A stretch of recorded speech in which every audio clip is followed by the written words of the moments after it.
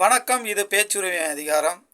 அன்பார்ந்த தமிழ் சொந்தங்களே, விஜய் அவர்கள் மதுரையில் நடந்த மாநாட்டில் அதிமுகவை விமர்சிப்பது விதமாக என்ன சொல்கிறாருன்னா, எம்ஜிஆர் அவர்கள் எப்படிப்பட்ட தலைவர், எம்ஜிஆர் அவர்கள் கட்சி இப்போ யாருடைய பிடியில் இருக்கிறது, அந்த தொண்டர்கள் எல்லாம் நமக்கு ஒரு நல்ல தலைவர்கள் தேவை என்று இயங்குகிறார்கள்.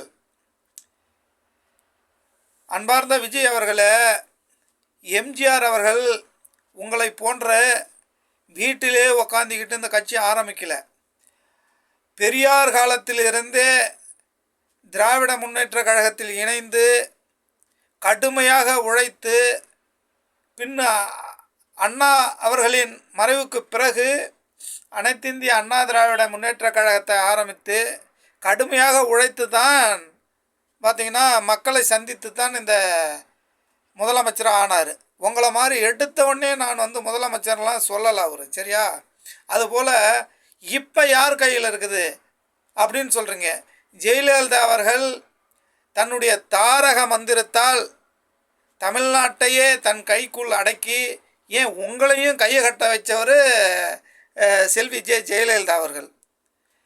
அதே போல் பார்த்திங்கன்னா ஜெயலலிதா அம்மையார் அவர்களின் மறைவுக்கு பிறகு ஓபிஎஸ் அவர்கள் முதல்வராக இருந்தார்கள், இபிஎஸ் அவர்களும் முதல்வராக இருந்தார்கள். இபிஎஸ் 4.5 வருட காலமாக தமிழ்நாட்டை ஆண்டார்கள், சரியா?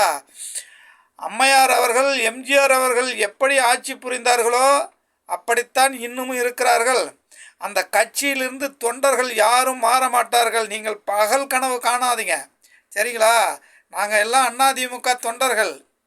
நாங்கள் எப்பவும் ஒரே மனநிலை தான். ஓட்டு போட போனால் ரெட்டலையை தவிர வேறு சின்னத்துக்கு எங்கள் கை போகாது, சரியா? 1.5 கோடி தொண்டர்கள் அதிமுகவில் இருக்கிறார்கள். 1.5 கோடி தொண்டர்களும் ஒரே மனநிலை தான். யார் அதுக்கு கட்சிக்கு பொறுப்பேற்றாலும் சரி, ஒரு பொதுச் செயலாளர் ஆனாலும் சரி, அவர்கள் அந்த கொள்கையின் பிடியில்தான் கட்சியை வழி நடத்துகிறார்களே தவிர மற்றபடி ஒன்றும் கிடையாது. நீ நினைக்கிற மாரிலாம் நாங்கள் எல்லாம் மாறி பின்னால் அணிவகுத்துருவோன்ற கனவுல கூட நினைக்காதீங்க. உங்கள் கட்சியின் கொள்கை என்ன? ஃபஸ்ட்டு உங்களுடைய கட்சி கொள்கை என்ன? மக்களை சந்தித்தீர்களா? கட்சி ஆரம்பித்து ஒரு வருடம் ஆகிவிட்டது, 1.5 வருடம் ஆகிவிட்டது.